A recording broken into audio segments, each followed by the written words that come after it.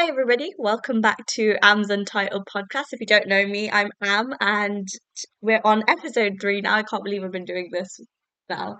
Do you know what? I did contemplate whether I wanted to carry on or not, but I'm actually having a lot of fun doing this, so it would almost be a shame for me to stop. So, yeah, welcome to episode 3, where we're reviewing the second episode of the Percy Jackson series, which is I Become the Supreme Lord of the Bathroom, which I think is the exact same title as the chapter in the book, I believe. I haven't read the book in a while. It's been well over a month or so, maybe. So my brain's a little bit foggy. But like I said, once I've reviewed every single episode of the show, I'm going to go back to the books and I'll do an episode on each book, basically just talking about my favorite scenes, little um what do you call them? Like transfers from the book to the show, what I like about what they've changed, what I'm not as keen on, but can sort of understand what they're trying to do. So yeah, that's all like a little bit later on, a few episodes down the line. Maybe episode 10 is when I'll do something like that. So the opening of the episode was very interesting, and it's a scene from the book that I really found funny. And I think it just kind of sets the tone for Percy and Annabeth's relationship. And I'm a huge Percy Beth shipper, which you've probably worked out by now, judging by the fact that I think that they are the greatest fictional love story of all time, because they're just such a beautiful couple and they really do complement each other well. And yeah, they're just a lovely couple. And anyway, this is not about that. I'm going to have a full Percabeth episode where I talk about scenes from Heroes of Olympus as well, because I'm going to start reading those again because I haven't read those for a really long time. So I'm going to go back and do that.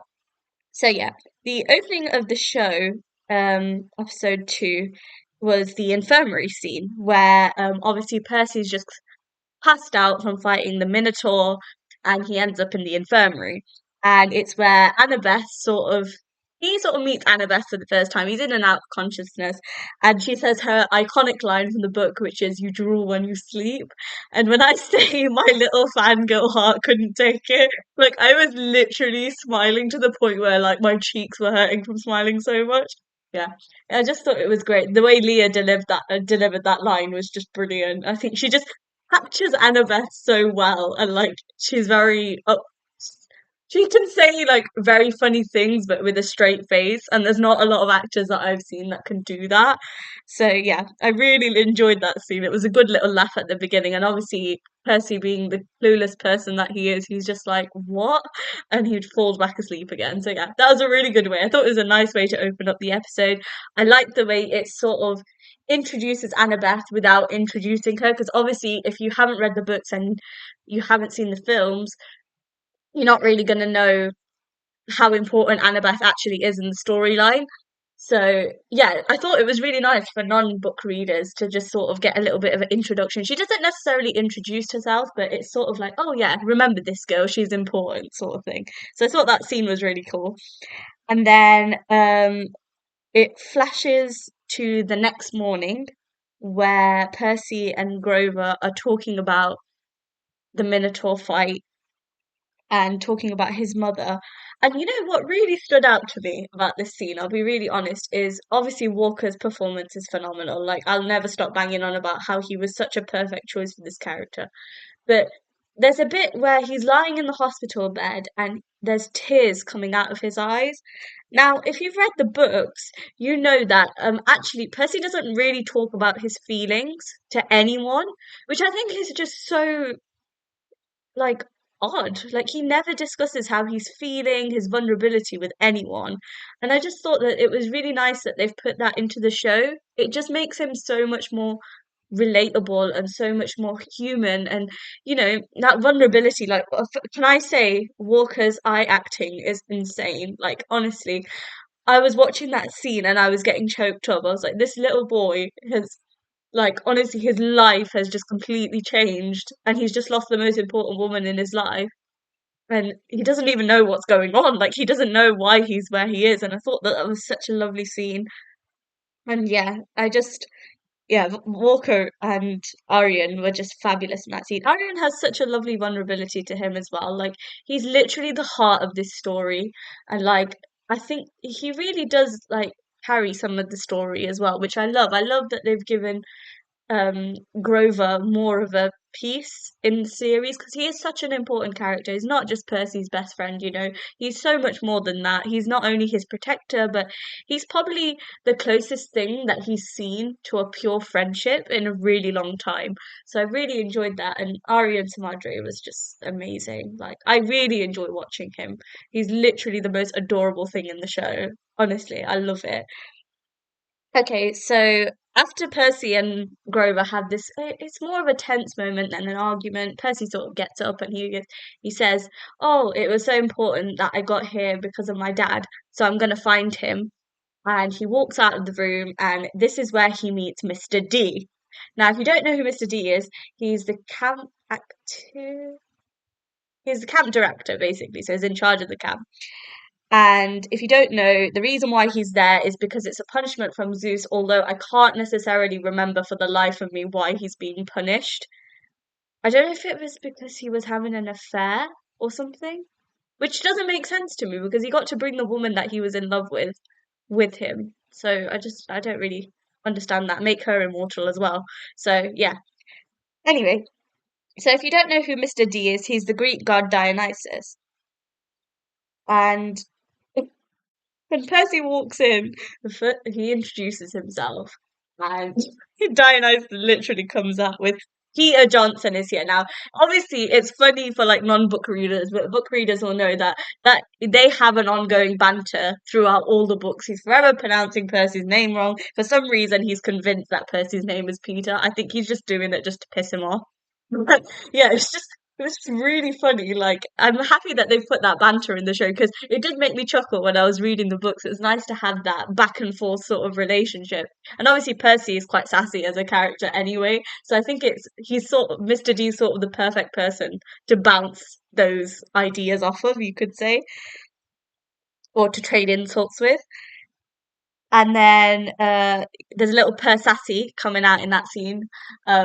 You'll have to watch the scene. I mean, I can't describe it perfectly, but yeah, there's a lot of Percy's sassy personality coming out in that scene, and I find it so funny. Like, I enjoyed it like just as much as I did when I read the books. So yeah, and what made me laugh was when I watched it for the first time. Obviously, if you don't know, spoiler alert if you haven't seen it, but Percy is the son of Poseidon. And it's just this Dionysus pretending that he's his dad. And whole Percy is just like, really? Oh, bless him. I felt really sorry for him. It wasn't funny. Like, it wasn't a funny joke. But yeah. I just thought it was great. And then one of my favorite things is Grover just intervenes in the middle of the scene, and he's just standing there like awkwardly because I think he knows for a fact that Mr. D is not his dad, and he's just taking the piss. But like he can't really say anything because he's not given the chance. He keeps getting cut off, which I think is funny. And then obviously towards the end of that scene, Percy sees Mr. Brunner, so Chiron, as a centaur because he's a centaur. So if you don't know what a centaur is, it's a half man and a half horse. And that was obviously in the show originally in the mortal world, beyond the mist. He's just disabled, but actually he's not. He's a centaur. And he's basically just saying that he wants to show Percy around the camp without Grover being there. And Grover saying that um he has a moment with Dionysus and he says, oh, Dionysus says to him, you should be happy, you know, you got him here in one piece, which was your job. And Grover still doesn't look happy. Like he still feels like there's something that he's not being completely transparent with his friend with. And I just think that they have such a lovely bond on and off screen. I've seen a lot of Walker and Ari and their back and forth relationship, and I think it really translates well on the show, I think. So yeah, the next scene that I'm going to be talking about is the bit where Percy and Chiron are walking around Camp Half-Blood, and he's basically just talking about Camp Half-Blood, what they do there, what demigods sort of train in, that sort of thing. And he says that he lost the pen Mr. Bruner gave him, so Riptide, on the hill night that they were attacked by a minotaur, and Kyron just basically says to him, "Just check your pocket," and he goes, "Oh no, I'm." He was adamant that he lost it, and he actually didn't, and it appears back in his hand. And it's just Riptide's such an incredible part of this as well. Like it is the blade that Percy uses throughout the books, and it's obviously special because Mr. Bruner has given it to him. And spoiler alert, it's the cursed blade from the books. If anybody doesn't know what it is, it's Riptide. Yeah. So I thought that interaction was really nice. You could see like Mr. Brunner's really trying to make him fit in, and sometimes that can be quite difficult for a kid. Like his entire world's just changed overnight, and it's a lot to process. And I think Mr. Brunner tries his best to make it easy for him. Honestly, the cabins that were built, 20 cabins, that set was amazing. Like honestly, it just when I was watching it through the screen, I was like, oh my God, like this is exactly how I imagined what the cabins would look like. Actually, maybe even better than what I thought they were going to look like. So yeah, and I don't think that one was shot on a volume stage. I'm not sure. I'm pretty sure they built that set. But yeah, it was an amazing set. And then obviously comes the whole question of Percy wants to know who his father is, and uh Chiron basically tells him that he's unclaimed, like they don't know who his father is. He could claim him tomorrow, next week, or never. And I think Percy finds that quite difficult to digest. And eventually he gets moved into the Hermes cabin, which is, if you don't know, Hermes is basically his cabin is open not only to just his children, but children that are unclaimed as well. So they have a place, I guess, in Camp Half-Blood. They don't feel as bad. And the next scene is a really important scene because it's the scene where Percy meets Luke for the first time. This scene made me laugh because he literally thinks that Luke is going to bully him because every single person he's ever met that's popular and has lots of friends tends to bully him, i.e., Nancy Bobo Fit.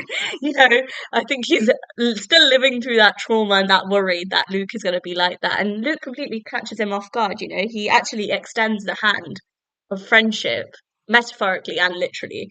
But that scene, obviously, if you haven't read the books, so for non-book readers, he's probably like, oh, he's a really good, like, he's a nice lad, he's a good friend. But book readers will know, like, this just makes, like, the whole betrayal at the end just 10 times worse. Like, as I was watching it, I was like, it's almost a shame.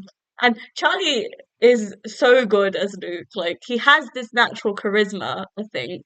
And it makes it hard for the audience to believe that he's the bad guy when yeah, I guess if you haven't read the books, you're not going to know that he's a bad guy, so I've spoiled it. But yeah, I think Charlie's such a brilliant actor, and the way he portrays emotion through his face, through his eyes, like you can. I don't know because if I can read people better than other people can, but like I could just read his emotions through his eyes, and I'm just like, yeah, this guy. There's something weird about this guy. Like even if I hadn't read the books and I was just watching the show, had I not seen the movies and stuff, I think even I would feel like a little twinge that something feels a little bit too good to be true there, basically. So yeah. Um, and then the next scene is where Grover meets the Cloven Council of Elders, and he basically just he wants to find out what happened to Sally Jackson because he's convinced that she's not dead. Because obviously, if you didn't know, she just sort of disappeared out of the Minotaur's hands. She wasn't like squashed to death or anything. So Grover's wondering like what's going on there. Like, is she dead? Is she not dead? And he actually finds out that she isn't dead and that she was just snatched by Hades and she's with him in the underworld. And can I just say, the visual effects and honestly, the hair and makeup team of this show are absolutely incredible. Like, all the members of the Cloven Council were just so well. The entire costume, the hair, the makeup, everything was done to pure like perfection. And the attention to detail in this show is honestly insane.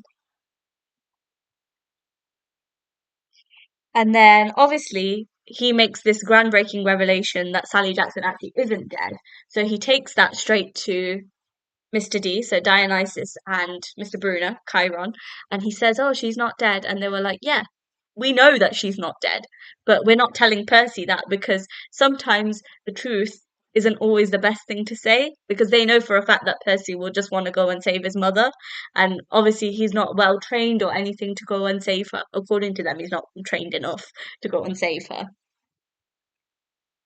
And I actually love that scene before Grover intervenes with between Chiron and Mr. D because they're just playing. I don't know if they're playing poker or if they're playing some other card game, but it's just like they're just hilarious. Like they're just having like a typical friendship, and it's so funny. And they have a really good chemistry as well. They have a good laugh on the show as well. And then I'm going to flash forward a little bit where Percy has a nightmare, you could say. So he's just sitting in the darkness, surrounded by a single fire, and he can hear the voice again.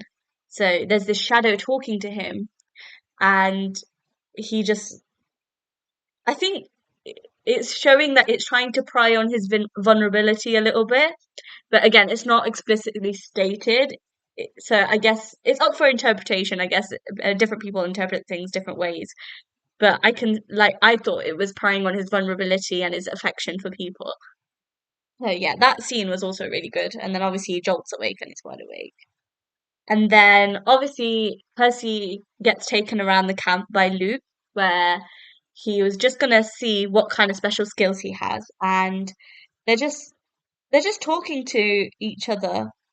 And Luke basically just reassures him that he's no longer abnormal. Like the dyslexia, the ADHD, it's all part of being a demigod, and it's totally normal. The nightmares and everything, it's all part of being a demigod. So for once in his life, he's not abnormal. He'll actually fit in, which I think was really nice to put in there. And then they have a conversation regarding why some children of Greek gods and goddesses are not claimed, and Percy's just questioning that why would they bring them to Camp Half Blood to just ignore them? Like why would they just put their children into the world if they're not destined to know who their parents are? Which I think is such a valid argument. Like I genuinely feel that, and that is like I think a nice little connotation to the books where in the last Olympian he questions all the gods and goddesses like why is it okay for you to ignore your own children, like that's not fair, they didn't ask to be born, you gave birth to them and now you're choosing to ignore them, like that's not fair. And I think it's also like a nod to his relationship with his mother, like he knows what unconditional love is, he knows what it's like to have a parent that loves you regardless of anything, and who would do anything for you. And I think that scene is so pivotal. And again, that whole like Sally Jackson being the whole backbone of the season, like everything is happening because of her. And I think that that's such a good detail that they've put in there, the importance of her character and storyline. Yeah. And basically Luke just says that obviously if anybody doesn't know, Luke doesn't really like the gods, he doesn't like his own father, and he just says that, oh, if you spend too much time thinking about it you'll go insane or whatever. So yeah, that scene was really good. I thought that was a really nice pivotal scene that they've put in there. They did it in such a way where unless you're a book reader you're not going to read too much into the scene, but like I said, because I'm crazy and I think about everything and I'm a huge fan of the books, like I was like, yeah, I get it. I get why Rick's made the writers team put scene in there. It was in there for a reason. And then obviously Percy comes up against another bully. So that's Clarice. And if you don't know, she's the daughter of Ares, who's the war god. And he doesn't like she doesn't like him very much. She thinks that he's fraud and he's making up the fact that he took on a minotaur. And I think it just kind of gives him like a traumatic flashback to like Nancy Bobo Fit. So now he knows that there's another girl bully out there that doesn't like him very much. And I just thought that was really funny. And Dior is amazing as Clarice. Like she's scary. Like she can be scary at times. Yeah. And then it sort of moves on to a more of a like a montage in the show of where Percy's trying to figure out what he's good at, basically. So it starts with him attempting to do archery and he fails absolutely miserably. So he's definitely not an Apollo kid. And he says that, shall I try again? And everybody just says nope. You can tell that that's not one of his strong suits. And then he also tries to be a blacksmith, which doesn't go very well either. And he ends up burning down one of he burns down something, but yeah. It was just funny. I think they were checking to see whether he would be an Hephaestus kid, but obviously clearly wasn't. It was not cut out for that. Blacksmithing is also not one of his strong pursuits. And then there's a really, really nice scene where, if you don't know, for the demigods to get their parents' attention, they tend to, well, I don't think it's just demigods. I think anybody who believes in the Greek things, they burn an offering. So they burn something that they truly care about. So the gods know that they're being genuinely honest about what they're asking for, what they're saying. And Percy burns a blue jelly bean, which is what his mom gave him. It was like his coming home present. And they've got like a little running joke about blue food. So yeah, he burns that. And he, instead of talking to the gods, he's talking to his mum. And he says, "Look, I've made some new friends here." And like for once, he doesn't feel like out of place. And Walker is absolutely adorable in this scene. I'm gonna keep saying it, like his vulnerability and his ability to tap into his emotions and bring strong emotions to his performance without overdoing it is just incredible. Like he's one of the most incredibly talented young people I've ever seen. I've seen a lot of young actors, but Walker's ability, considering he's not professionally trained, and his first movie was The Adam Project in 2021, 22. I'm not sure which one it was, but I've seen that. He was absolutely incredible in that as well. And, that movie made me cry as well, but I'll come back to that another time. But yeah, so considering he's not done much, like I think his talent levels are insane. And it crushes me because he says that he's making new friends, and I think he's referring to Luke. And I'm just like, it crushes me, like it literally, because I'm like, oh my God, this kid is gonna be so disappointed in a few episodes. And by the end of the book, readers will know, like by the end of the book, obviously Luke's betrayal is like, oh my God. So yeah, that scene really does stand out to me. And he keeps saying, like, it's okay for his dad to ignore him, but it's not okay for him to ignore his mum. And he's just adamant about being seen by his dad. Now, that could be for like multiple different reasons. That could be because he just wants to know who he is, or just because he wants to prove himself. I don't know. I'm not really sure about that bit. I just sort of kind of kept that invisible line, I guess, and just sort of thought, oh, I'll leave it up to your guys' interpretation. Let me know. If anybody knows or thinks they know what's going on in that, let me know. And then it moves on to the scene where Percy is ambushed by Clarice and her gang after he's burnt the offering. He's on his way back to the Hermes cabin, and Clarice basically just attacks him with her friends. And they drag him to the bathroom, and she basically just wants him to say that he lied about defeating the Minotaur and that he's a fraud. And obviously, Percy, being the stubborn git that he is, he's like, "No, I did it. I really did it." And she gets her companions, I'm not sure who they are, to try and give him a swirly, and the water disappears. Again, another hint that he's going to be the son of Poseidon. Obviously, if you don't know much about Greek mythology, you're probably not going to clock on to that. But yeah, and then the water just attacks the bullies, and he's just like bone dry, and the bathroom door and everything is broken, and he just steps out like, what the hell just happened? And then it's just funny because Annabeth is just standing there, and he's just like, I can explain. And she's like, no, no, you can't. It's quite obvious that he can't explain because he doesn't know himself what's going on. And he says that he could remember her from the infirmary. Do you know what made me laugh was he asked her whether she's stalking him, and she's just like, yeah, yeah, I am. Like she openly acknowledges that she's stalking him, which I just think is amazing. And I just live for her bluntness. Like I honestly love Annabeth just based on that. Like I loved her from the books, but the way Leah's just brought that to the like to the screen is just amazing. So yeah, little Percabeth moment there. Not the well, I think it was nice actually for non-book readers because they were like, "Oh, she's constantly watching him, but why is she watching him?" I guess it makes the audience sort of wonder why she keeps appearing and why she's constantly watching Percy. And then the next scene makes me laugh, and I'll tell you why it makes me laugh because it's just basically Luke and Percy. Percy basically tells Luke that Annabeth is just constantly watching him, and he doesn't understand why. And Luke tells him that basically Percy asks him like, whose side would you be on? And he's like, oh, hers always because she's my little sister. Now that made me laugh because obviously book readers will know that that Annabeth actually had a crush on Luke in the books. Now I don't know if that is necessarily touched upon in the show. Like it's not as obvious in the show. So maybe Rick had decided to abandon that plot line because there was a lot of controversy surrounding her having a crush on Luke. Now, to me, I kind of understand because obviously Luke saved her and he was her only family, and you know, he was the first sort of real friend that she had. So I can understand why she had a bit of a crush on him. Like, I get it, but then it was also like at the same time. Okay, I think people were actually calling Luke a paedophile, and I'm just like, how? Because they're not that much. Well, I don't know. Are they that much? They don't have that big of an age gap, I don't think.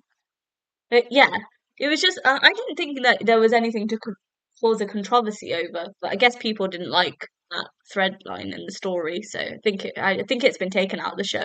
I don't know, maybe on later on in the seasons they'll touch upon it, but yeah, it's not as obvious in the first season, so I guess other people won't find that scene funny, but I know book readers for a fact will find it funny. I've seen lots of memes online that are like book readers knowing that she secretly had a crush on Luke, which I just thought was really funny.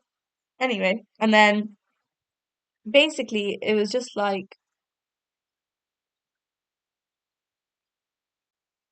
sorry, minor interruption. So my mom just came in, so minor interruption there. I just had to stop. So if there was a long pause, don't worry, the episode hasn't randomly finished. I was just interrupted. Anyway, coming back to I think I was talking about the whole controversial thing between Luke and Annabeth and whatever. So I'm going to move on a little bit. So Luke basically gives Percy the backstory, how he met Annabeth, how he met Thalia. And if you don't know Thalia, which obviously you won't if you haven't read the book, but she's Zeus's forbidden child. So if you don't know what forbidden is, um, basically it's Zeus, Poseidon, and Hades made a pact that their children were just getting too powerful. So they made a pact to stop having more children. And obviously Zeus broke that pact, and then he had his daughter, Julia. So, yeah, they were basically on the run from monsters, and Thalia turned back to try and buy her friend some time, and she nearly died, and Zeus intervened to save her life, and he turned her into a tree. Now, don't ask me why he turned her into a tree. To this day, I'm not necessarily 100% sure, but that was the only way he could save her life. I think. So yeah. So yeah, he just basically gives Percy and obviously the audience who are watching who haven't read the books like a little bit more of an analysis as to where he came from, Annabeth's origin story, and obviously Thalia, who's sort of the invisible lining in this season. I want to say. Do you call it invisible lining? Don't know, but she's mentioned a lot in this season. Yeah. Anyway, let's move on to something a little bit different, which was Capture the Flag. Now, this was something I was really excited about because I was so disappointed about how it was filmed in the movies. I really don't like talking about the movies, it really does genuinely make me upset.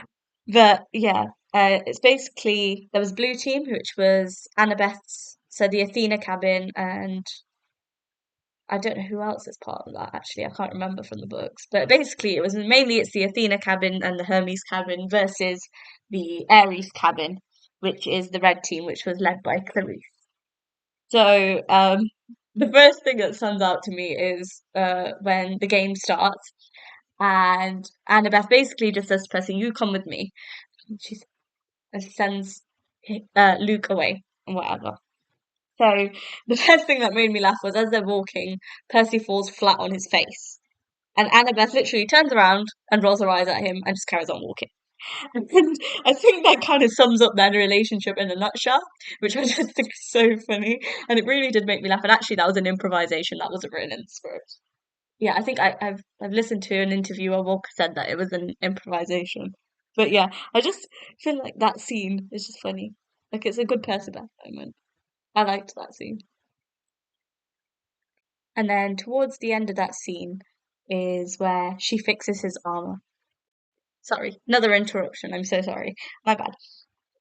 So I was talking about how she's fixing his battle armor, and that is an exact moment from the books that I really liked. So I know book fans, especially me, I was like, Percabeth is persevething, and it is just the most incredible thing. To be honest, like even to this day, like I just can't understand why their relationship is so significant to me. Like I've read so many books. Maybe it's because I don't really read romance. Maybe that's why. I like that it's a slow burn and it's just amazing moments in every book. I think for them, it's that intense emotional connection that they have, and just you just know that they care about each other and they love each other. Like they don't even have to say it. Like you just know, and I just think that that's adorable. Anyway, going on a tangent there. Sorry. And honestly, the way he looks at her, oh my God, my fangirl heart. I was like, yes. I was like, they're just perfect. Like they're honestly just so perfectly casted. Like there is nothing like I would change about it. And I know that there was a lot of controversy surrounding Leah being Annabeth, and unfortunately, it is the racist side of things. Where oh, she can't be Annabeth because Annabeth in the books is blonde and she's white. Oh, who cares, man? Like it's about how an actor embodies the character, and I think Leah just does it perfectly. Like I've seen so many like memes and comments under YouTube interviews, like, "Oh my God, it's like Rick just shook the books and these people just fell out." And I literally feel that. I do feel that they were so well casted. And as somebody who loves Annabeth from the books, I think Leah's adaptation of that character is amazing. Anyway, and then it sort of moves on to she sort of just leaves him there, and she's like, "Yeah, you're on your own now. Like, there you go for it." And it's just the scene where it's a little, again, would you call it like a little montage, I guess? It was just Percy just pissing about, basically, because nothing's happening. Like, he's not involved in the action that's going on. He's basically standing there flossing, he's peeing at one point and whistling, and then he's just staring at a lizard and messing about, basically. He's just basically doing what somebody who was bored would do, which is totally understandable. And you know what? That's he's Percy is so unbelievably uncool that it's such a Percy thing to do. Like it's not even surprising that he's like this. He, Walker just does an amazing job. Like he's exactly how I imagine Percy from the books, like the way he would be. It's such a Percy thing to do. Like I was like, yeah, that's Percy Jackson, all right. And then he gets ambushed by Clarice and her gang again, because obviously they want revenge for what happened in the bathroom. So yeah, he basically is on the run and he is outnumbered 3-1, and he discovers that sword fighting is actually his strong pursuit. Thank goodness it's not archery or blacksmithing, because we knew for a fact that that went down the drain really easily. Yeah, and I don't think he even knows that he's so good at it. Like considering he's never been trained, like it just comes so naturally to him. Obviously, that's part of him being a demigod. That sort of talent comes naturally. But yeah, he's a really good swordsman. And then when he breaks the spear, oh my God, Dior's scream, like Clarice's scream, literally ripped my ears. I was watching it on the TV and I was going like, whoa. It was a really good moment. And apparently that scream was improvised as well. Walker literally looks like he's gonna die. Like he literally just moves back. He's so terrified. And Walker actually did say in a panel that they did in New York that he was genuinely terrified. I was terrified for him. Like she's scary. Like even I can admit that she's scary. But yeah. And then obviously Annabeth's team wins capture the bag and everybody comes towards the lake. And then Annabeth takes her invisibility cap off. If you don't know where that's come from, that's Athena's gift to her, the power to turn invisible. It's her Yankees cap. And she says, what did it say? I don't know what she says now. Good good job, hero? Or something? I don't know, something like that. But yeah. And then she just does. I think she has her suspicions about who Percy's father is, and she's just trying to find a way to prove who his dad is. And literally, all she does is she says, "I'm sorry," and she pushes him into the water, which is funny because she does something similar in Chalice of the Gods, which made me laugh. So even as his friend, even as his girlfriend, she's still treating him the same, which is funny. And obviously, she starts to notice that his cuts on his arms and on his face are just healing. So I think in her mind, like she's like, yes, I knew he was the son of Poseidon. I knew it, but I just needed a way to prove it, and she did. Um, Basically, the trident appears over Percy, and Chiron says that he's been claimed by Poseidon, so he's now the forbidden child of the sea god, which is absolutely pivotal to this season. So yeah, it's a really good scene, and I think it's slightly different to the books because I think that scene, I believe, I can't remember, but vividly, I think I remember that scene in the books. It takes place in the evening, and this takes place directly after capture the flag. So I think that's a slight difference. I'm not 100% sure on that. I'm pretty sure there's something different about it. He gets claimed in daylight, and then in the evening, it's like dusk time when he gets claimed in the book. I think something like that. But yeah. And then obviously he moves into his own cabin because he's a forbidden child, so he doesn't have to share. And I think he sort of feels like his father only claimed him because he needs his help. And Mr. D and Chiron just basically tell him that he's needed to prevent the outbreak of war because at this point he doesn't know what's been stolen. Like he doesn't know that Zeus's master bolt has been stolen. And they basically just say that the symbol of his authority has been taken and that Zeus and Poseidon, they've been locked in a dispute and, they can't come to an understanding, so they're going to go to war. And they basically just tell him that he's got the job of, well, his quest is to retrieve the Master Bolt and return it to Zeus before the summer solstice in, I believe, 10 days. I think that's the detail from the book. 10 days. I don't think they necessarily say that in the show. I'm pretty sure it's 10 days. Initially, Percy is quite stubborn. He doesn't want to accept the quest. He wants nothing to do with his father. He's ignored him his whole life. And now all of a sudden he just needs him to do a job for him. And then he'll go back to pretending that he didn't know that he existed. That's how he feels, which is not necessarily true. But yeah. And it was just he has this moment where Mr. D said, "Oh, you're the son of Poseidon." He goes, "No, I'm Sally Jackson's son. Like she's my mother. Like she raised me." And it was all Percy. It was great. That scene was really good. Walker was really good at that. Like the way his voice and his tonal quality changes throughout the scene is really cool. Like yeah, he's very good. I think he's a very intentional character actor. I think everything he does has purpose, which I think is really good. And then Grover just decides that he's going to interfere and make things worse by telling Percy that his mom's still alive. And he basically says to him, "Look, your mom's still alive. They want you to go to the underworld to retrieve the Master Bolt and give it back to Zeus. Well, if you go there, might have the chance to save your mother as well." So yeah, and that's it. The episode just ends with Percy saying, "Okay, when do we start?" And that's it. That's the end of the episode, and the really catchy theme song comes on. It gets stuck in my head, you know. It's really good. Like the musicians of the thing, they knew what they were doing when they made the soundtrack. But yeah, the episode was amazing. I mean, I love the title. I become the supreme lord of the bathroom, which I thought was hilarious. And it was a good thing. Like it captured obviously really good moments from the book, like the capture the flag, the whole iffy dynamic between Clarice and Percy, meeting Luke. Putting a little bit of Percabeth in there. I think it's laying like a really really good foundation because episode one was more about him just discovering that he was a demigod and that he has a father but his mother couldn't tell him who he was and getting him to camp half blood and more of just his relationship is with Grover is more in that and just introducing how important his mom's going to be to him throughout the rest of the season. But I think this episode is really good because it's very good at introducing all the other characters that are important in the story. Annabeth, Luke, Clarice, Grover, Dionysus, Chiron, like they're all integral parts of the story that have a really good introduction in this episode.